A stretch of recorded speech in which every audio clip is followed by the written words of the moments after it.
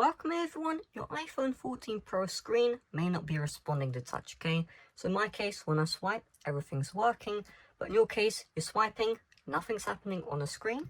You click the power button, nothing's happening. You click the volume rockers, nothing's happening.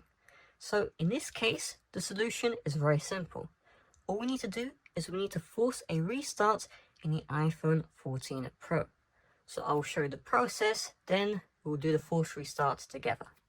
So in order to do the force restart, you need to click and release the volume up key, then click and release volume down, then you're going to press and hold the power button, and you're going to keep this one held down until you see the Apple logo. So let's do this together. Pause the video, get your iPhone 14 Pro, and then we're going to go in 3, 2, 1. Click release volume up, click release volume down, click and hold the power button, and keep this one held down. So on your screen, you're not going to see the slide power off menu, okay? Your phone will still be frozen.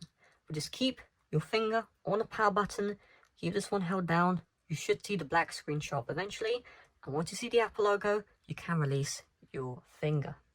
So if you did that key combination and you do not see the Apple logo, you followed all the steps, what's happened is you've clicked the volume keys too quickly or you clicked them too slowly, okay? In my personal case, it took me over 5 attempts when I was learning this for the very first time.